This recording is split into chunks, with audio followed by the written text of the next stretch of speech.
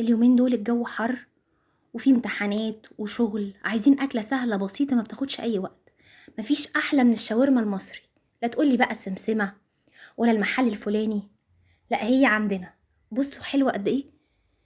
هتعملي جنبها طحينة، شوية مخلل، كاتشب، بطاطس شيبسي، بيبسي، وأكلة في منتهى السهولة هتتحضر في أقل من نص ساعة. أنا معايا هنا لحمة. أنا قلت للجزار أنا عايزة لحمة شاورما عشان ما تاخدش سوا معايا. عندك أي قطعية لحمة قطعيها شاورما، وهقولك نعمل ايه واحنا بنسوي. بصوا قطع رفيعة كده. معايا البهارات بتاعتي: معلقة سكر، نص معلقة بودرة ثوم، بودرة بصل، فلفل اسود، كمون وبابريكا، ربع معلقة قرفة، وكبابة صيني او بهار حلو او بهارات مشكلة، وكركم، ربع معلقة كركم، وربع معلقة زعتر، وعصير بصلاية. وهنزل عليهم بمعلقة كبيرة من الخل، معلقة كبيرة من الزيت، وعصير ليمونة كاملة. عصيرة كده ليمونة كويسة يعني كبيرة وحلوة كده، عشان كل ده طري انسجة اللحمة. وهقلب التتبيلة دي مع بعضها كده كويس قوي، وهنزل عليها باللحمة على طول.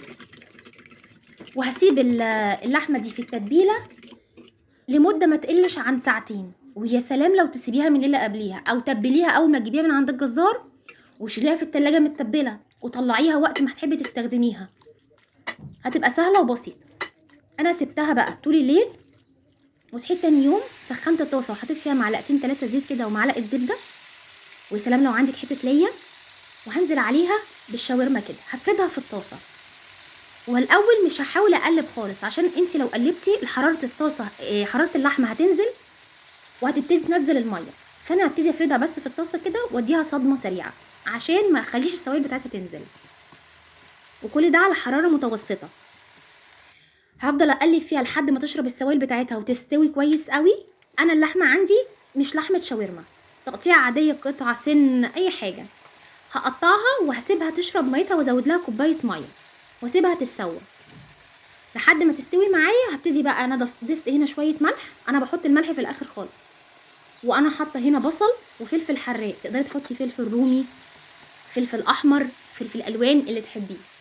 وهقلب البصل ده، انا مش عايزاه يدبل، انا عايزاه يكون لسه فيه قرشه.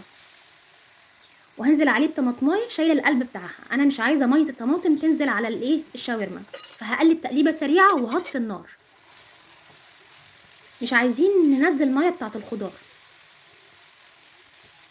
وهنزل عليهم بقى بعد ما طفيت خلاص النار اهو ببقدونس مفروم، يعني حوالي ربع حزمه كده، نص حزمه، على حسب ما انت شايفه.